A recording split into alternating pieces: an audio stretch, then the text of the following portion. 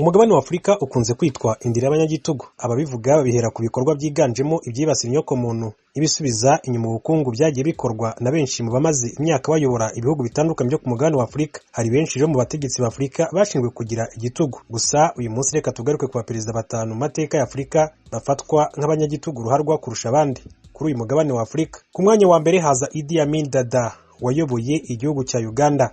Idi Amin Dada yayoboye Uganda hagati y'umwaka w'igihumbi kimwe magana cyenda mirongo irindwi na rimwe kugeza mu mwaka w'igihumbi kimwe magana cyenda mirongo irindwi n'icyenda. Yaramazeho imyaka 8 ku butegetsi. Mu gihe cye nka perezida wa Uganda yarazwi nka Butcher of Uganda cyangwa se umubazi wa Uganda. Amin Dada yavukiye ahitwa Kokobo mu ntara ya Nili y'Uburengerazuba muri Uganda. Yinjira mu gisirikare mbere yo guhirika ku butegetsi Milton Obote wari uburiho maze atangaza ko ari perezida. Idi Amin Dada ufatwa nk'umunyagitugu ruharwa yabayeho mu buzima bwo gusesagura bwagize uruhare mu ihungabana ry'ubukungu mu gihugu cya Uganda. Mu gihe cy'ubutegetsi bwa perezida Idi Amin Dada wa Uganda yatumye abaho ihohoterwa rihonyora uburenganzira bwa muntu binyuze mu bwicanyi bwibasiye imbaga y'Abanya-Uganda ndetse n'ibikorwa byinshi cyane bisambanya abagore yavuzweho. Yavuye ku butegetsi mu mwaka w'igihumbi kimwe magana cyenda mirongo irindwi n'icyenda abuhiritsweho na Milton Obote ahungira muri Libya ya Muammar Gaddafi. Bari inshuti cyane ava ajya muri Arabia Saudite aho yapfiriye mu mwaka wa 2001. Muammar Gaddafi aza ku mwanya wa kabiri. Muammar Gaddafi uzwi cyane ku izina rya Colonel Gaddafi yagiye ku butegetsi nyuma yo kuyobora itsinda ry'abasirikare bakuru ba Libya bahiritse ku butegetsi umwami Idris wa mbere muri kudeta yamenye amaraso ya benshi. Icyo gihe umwami yahunze igihugu biganisha ku ishingwa ry'inama ishinzwe impinduramatwara ya Libya yari iyobowe na Gaddafi wakuyeho ingoma ya cyami ndetse n'itegeko nshinga rya kera maze agashyiraho Repubulika y'Abarabu ya Libya. Bivugwa ko Gaddafi yategetse abajenerali be bakuru gutera ibisasu no kwicisha inzara abaturage bo mu gace ka Misrata, anabuza kugira imodoka, lisansi n'ibindi bikorwa byinjira mu mujyi wa Misrata kuva ku marembo yose ndetse no kuri za bariyeri. Muammar Gaddafi kandi yagabye ibitero byinshi cyane mu bihugu bya Afurika byari bituranye na Libya birimo Chad mu myaka y'igihumbi kimwe magana cyenda mirongo irindwi n'umwaka w'igihumbi kimwe magana cyenda mirongo inani. Ibikorwa bye byose byatumye umubano w'ububanyi n'amahanga wa Libya wangirika, ibyatumye ibihugu by'Uburayi na Amerika bigira uruhare mu iyicwa rye mu mwaka wa 2011. Cyakora cyo nubwo Gaddafi hari abamubonagamo ubunyagitugu, hari abandi bamubonamo intwari yitangiye Libya na Afurika muri rusange akabigeza ku iterambere rirambye. Ku mwanya wa gatatu haza General Sani Abacha. General Sani Abacha yagize uruhare mu iyicwa n'ifungwa rya benshi mu barwanyaga ubutegetsi bwe. Abacha yakusanyije umutungo mu bucuruzi bwe bwite mu bubiko bwa peteroli bwa Nigeria ndetse ananyereza miliyari z'amadolari y'igihugu. Kuba yari ministre w'ingabo akaba n'umuyobozi mukuru mu nzego za gisirikare byatumye General Sani Abacha ashyira igitutu kuri perezida w'agateganyo Ernest Shonekan birangira amweguje. Ubutegetsi bwe bwatumye ubukungu bwa Nigeria buzahara, ikiremwa muntu nacyo kirahatikirira. Ku mwanya wa kane haza Robert Mugabe aherutse kwitaba Imana. Mugabe yavukiye mu muryango ukenye ahitwa Ikutama muri Rhodesia y'Amajyepfo.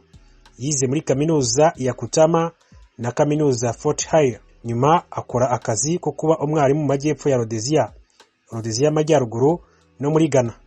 Yarakajwe cyane abazungu bake bategekaga igihugu cye cyari mu maboko y'ubwami bw'Abongereza.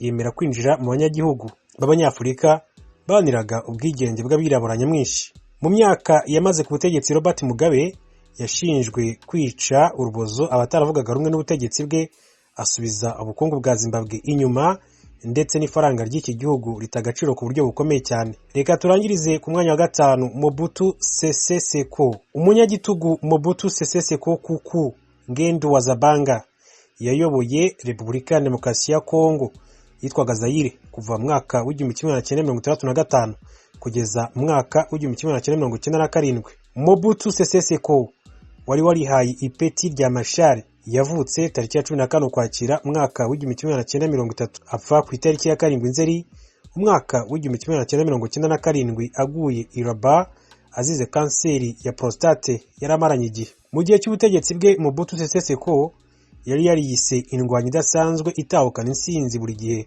ndetse igaca igikuba aho inyuze hose. Abataravugaga rumwe n'ubutegetsi bwe bahunze igihugu kubera ibihano bikarishye cyane yari azwiho gutanga. Mu gihe cy'ubutegetsi bwe kandi nk'uko Jeune Afrique ibitangaza, ubukungu bwa Congo Kinshasa bwarazahaye cyane, imitungo kamere y'igihugu yigarurirwa n'abanyamahanga. Nyuma yo kureba ku mugabane wa Afurika abaperezida babaye abanyagitugu bakomeye cyane, reka tunababwire bamwe mu baperezida bakenye cyane ku mugabane wa Afurika.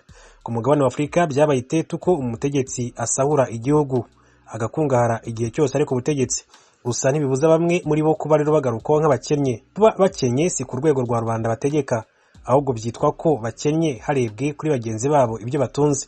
Ikinyamakuru African Citizen gitangaza ko abaperezida bo muri Afurika bakurikira gutya ari abakene. Ku mwanya wa gatanu haza Joao Manuel Gonçalves Lourenço wa Angola. Perezida wa Angola w'imyaka 66 yagiye ku butegetsi ku itariki ya 26 Nzeri 2017. Uyu yahoze ari minisitiri w'ingabo kuva muri 2014 kugeza muri 2017. Uyu mugabo kuva yajya ku butegetsi yarwanyije ruswa ndetse acisha mu mucyo uko yinjiza amafaranga.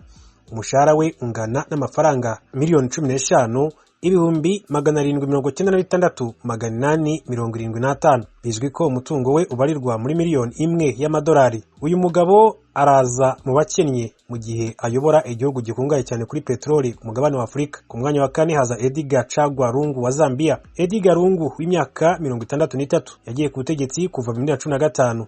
Umutungo we ubarirwa hagati ya miliyoni 1 n'ebyiri z'amadolari mu gihe ahembwa amakwaca miliyoni 51,837,067. Nubwo bimeze bityo, Lungu ntashirwa amakenga kuko abatavuga rumwe n'ubutegetsi bwe bavuga ko ashobora kuba hari ahandi ahisha imitungo ye. Ni mu gihe bizwi ko yiswe akazina ka perezida w'umukerarugendo, Mr. Tourist President, kubwo guhera mu ngendo zijya mu mahanga. Ku mwanya wa gatatu haza Sahle-Work Zewde wa Ethiopia. Sahle-Work Zewde w'imyaka 70 niwe mugore wa mbere uyoboye Ethiopia kuva muri Kanama 2018. Uyu ahembwa ibihumbi 3 by'amadolari n'amafaranga 686 ku kwezi, ndetse umutungo we uri munsi ya miliyoni y'amadolari. Ku mwanya wa kabiri haza Dr. John Pombe Magufuli wa Tanzania. Magufuli imyaka 60 ayobora Tanzania kuva muri 2015. Numwe mu bakomeye ku mahame ya Che Guevara na Mzee Julius Nyerere. Mu kwezi ahembwa ibihumbi 4 by'amadolari n'amafaranga 8, ndetse niwe wabyisabiye. Abamubanjirije bahembwaga ibihumbi 15 by'idolari ku kwezi. Umutungo we ubarirwa muri miliyoni 1 y'amadolari y'Amerika. Ku mwanya wa mbere haza Muhammadu Buhari wa Nigeria. Perezida Buhari imyaka 77 niwe perezida ukennye muri Afurika, aho umutungo we ungana amadolari ibihumbi 150. Ibi ariko byemerwa na bake kuko uyu mugabo afite ingo 5 n'inzu zisanzwe ziri ahitwa Daula muri leta ya Katsina aho avuka. Uyu kandi afite isambu yororeramo inka zigera kuri 270, intama 25, amafarashi 5 n'ubworozi bw'inkoko. Kiyongera kuri ibi ni uburyo abana be bize muri za kaminuza nziza mu mujyi wa London mu Bwongereza. Washington Post yigeze kwandika ko ariwe mu perezida ukennye muri Afurika yo munsi y'ubutayu bwa Sahara, ngo imyinshi mu mitungo afite niyo yiguriye mu mafaranga yabitse kuri konti. Nta ruganda, konti, kompanyi yigenga cyangwa se amariba ya peteroli agira. Kimwe mu bizwi ko atunze ni imigabane muri kompanyi ikora amarangi, muri banki ya Union na Sky. Hari n'ibibanza 2 bidatunganyijwe agira